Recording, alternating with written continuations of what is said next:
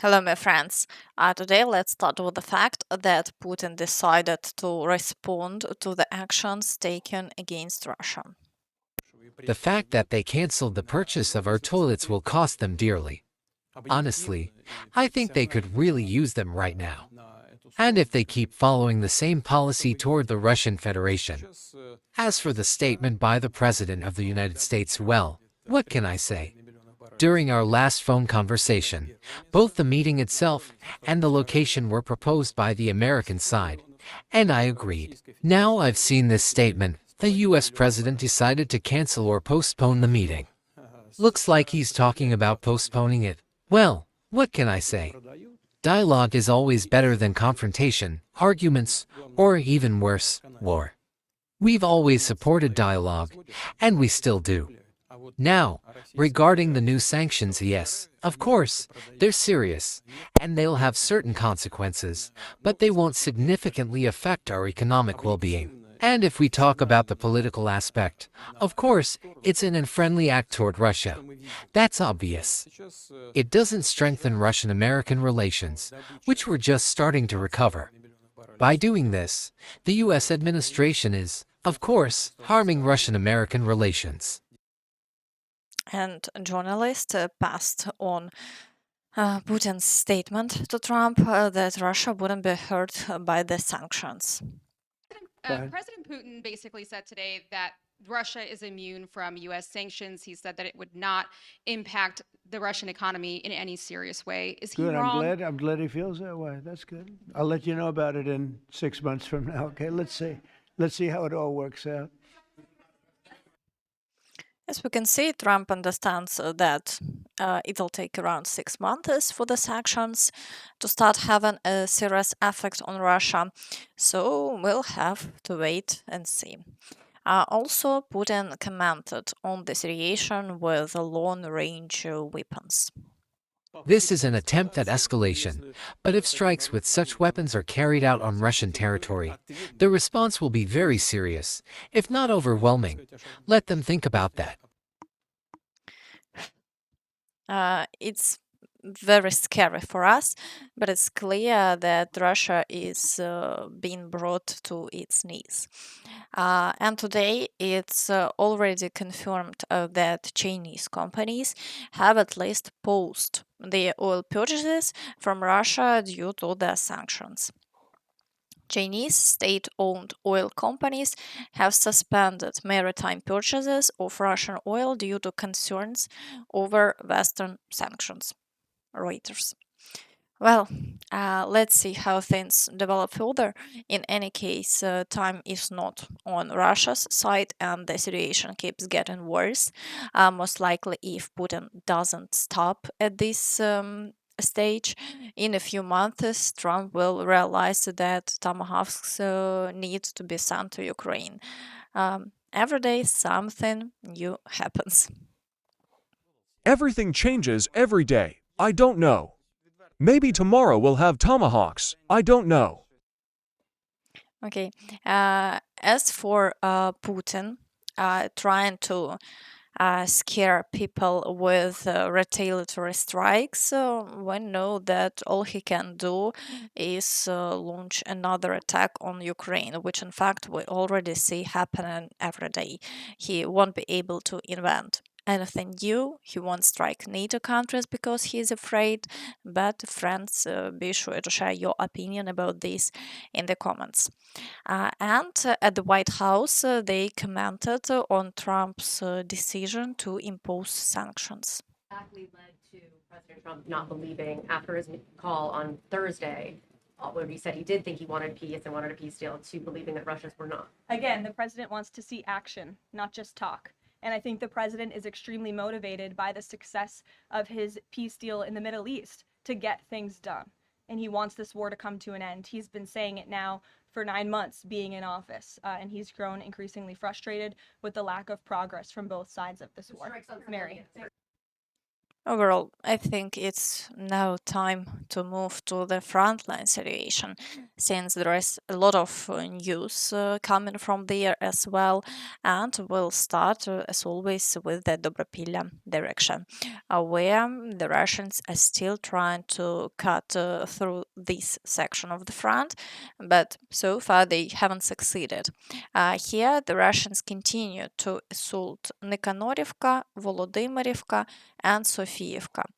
They haven't made major gains, but attacks continue every day. In the Pokrovsk direction, bad news continues to come in, particularly from the city of Rodynske. Today, even Ukrainian analysts confirm that, judging by the videos published by the Armed Force of Ukraine, the Russians have already managed to advance into the southwestern outskirts of the city. They have been destroyed practically in the outermost houses. All of this indicates that the central part of the city is effectively being surrounded, which is very bad news. Ukrainian fighters describe the situation as follows. On this section of the front, the Russians have started new pressure, especially in the northern part of the city, and are trying to break through our lines along the eastern bloc. There is confirmation that some Russian groups have managed to penetrate deep into our defenses. However, our troops responded quickly, located them, and eliminated them, leaving only remnants of severed limbs. Despite their losses, the Russians are not stopping and continue to push in from the southeast, while in the western houses, small Russian groups are already moving around, looking for weak spots to secure inside the buildings. This flank currently requires maximum attention because the Russians may try to exploit the chaos of urban fighting to establish a foothold between the buildings. Overall, the situation in Rodynske remains tense but not yet critical. There is still a chance to fight for the city. Our units are holding their positions, gradually regrouping, and preparing defenses for the next wave of assaults. At the same time, if you look at the map, the Russians are trying to split the city in half, cut off connections between our units, and push us beyond the city line. But at this point, it's already late to say there is a chance to fight and prepare defenses because the Russians are already in the city and are trying to secure positions from three sides simultaneously. As we know, in urban combat, the Russians will simply shell everything and move forward with mass attacks. The situation is the same and is effectively happening today with Pokrovsk. Reports indicate that the Russians drop approximately 150 bombs on the city per day, leveling it to the ground. As you can imagine, after such intense bombardment, holding the city will be extremely difficult. Ukrainian fighters report that in Pokrovsk itself, the Russians are gradually advancing as well. Situation in Pokrovsk. The Russians continue to press on the city and are constantly trying to infiltrate the railway station, where Ukrainian fighters are conducting clearance operations. The Russians are suffering losses and haven't been able to establish positions yet. Russian casualties are already recorded in the eastern part of the city. The gray zone has expanded, and the situation in that area remains uncertain. The Russians have also secured the area around the city cemetery. Unfortunately, the situation in Pokrovsk remains difficult.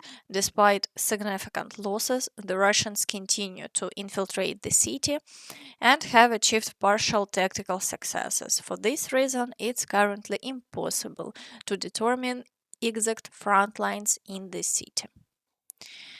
And today, in addition to the daily assaults, the Russians have started advancing across the fields toward the village of Hryshine, which is very bad. With this movement, they are showing that they're trying to pull the western flank and encircle Pokrovsk. Despite gradually advancing in the city, it's still important for them to completely cut off all logistics, which would make their movement easier. Therefore, the situation here is catastrophic and Russian activity is not decreasing. In the Novopavlivka direction, the Russians are breaking through the fields toward the Filia area, assaulting Dachne, Iskra, and Alexandrograd. However, over the course of the day, they haven't made any gains, and the front line remains unchanged. And now, in the direction of the settlement of Pokrovsk in Dnipropetrovsk region, the Russians have again managed to advance across the fields. So today, assaults continue on Sosnivka, Verbove, and Uspenivka. The situation is very difficult, and over the course of a single day, the Russians conduct more than 20 assaults.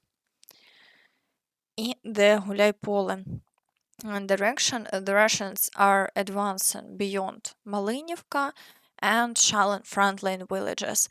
They are conducting heavy artillery preparation for further advances. Therefore, the situation here has also begun to seriously deteriorate, and in recent days we have seen a significant weakening of the front line. In the Zaporizhzhia direction, the Russians are advancing toward Novodanilivka, assaulting Stepove, and carrying out Shalin. However, they haven't achieved any new gains, and the situation hasn't changed over the course of the day. In the Kherson direction, the Russians continue attacks in the area of the Antonivsky Bridge and are shelling the entire right bank. At the same time, Ukrainian forces have denied any Russian advances on the islands. And let's move on to the Kostiantynivka direction. Here, the Russians are assaulting Pleshiivka and breaking through near the village of Klebanbyk and Rusin Yar.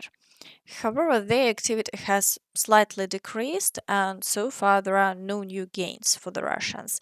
But at the same time, the Ukrainian forces continue to post videos showing the destruction of Russian forces on the outskirts of Kostiantynivka.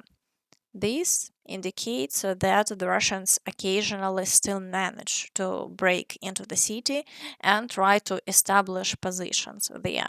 So, in any case, the situation remains tense. In the Sieversk direction, the Russians are attempting to break through into the outskirts of the city. In addition, attacks are recorded in the areas of Vyimka and Fedorivka, and Ukrainian forces describe the situation as follows. The Russians launched an assault with a tank, 3 BMPs, 3 buggies, and about 2 dozen motorcycles. They tried to break through with mechanized and motorcycle forces simultaneously. Our troops stopped both the mechanized and motor flow, the attack collapsed, and the Russians retreated under fire pressure. A reconnaissance worked precisely and fire discipline was maintained. What could have turned into a breakthrough, the soldiers turned into a pile of debris. But remember the reality. The Russians also intensively strikes our positions in response, destroying transport, burning shelters and bunkers. Combat dynamics are unpredictable. There are both successful operations and bitter losses. War takes and gives, and victory doesn't come without defeats. Everyone must understand this. In the Lyman direction, activity has decreased. Here, the Russians are assaulting Dobropillia, but haven't achieved any gains, and the front line hasn't changed over the course of the day. In the Borova direction, the Russians are not conducting any new assaults, and the front line has also remained unchanged over the day. In the Kupiansk direction, fighting for the city continues. The Russians are also assaulting Petropavlivka and breaking through near Peshane. Meanwhile, Ukrainian forces have posted videos showing the destruction of Russian troops in the southwestern part of the city. Official confirmation is still pending, but fighting in the city continues. In the Dvorichna direction, no new assaults have been recorded, and the front line remains unchanged today. In the Velykyi Burluk direction, the Russians continue attacks on Kolodezne and are advancing near Stroyevka, but haven't achieved any gains, and the situation has remained unchanged over the past day. In the Kharkiv direction, the Russians are not conducting new attacks, and the situation remains stable. In Vovchansk, fighting continues, but no Russian advances have been confirmed, so the front line remains unchanged. In the Sumy direction, activity is minimal. The Russians tried to break through near Kindrativka, Varachane, and Yunakivka, but achieved no success, and all attacks were successfully repelled. Therefore, the situation here also remains unchanged for now. And that's all from me. So please don't forget to like this video, subscribe to the channel, and hit the notification bell to stay updated on all the latest news. Thank you for watching, and see you next time. Bye bye.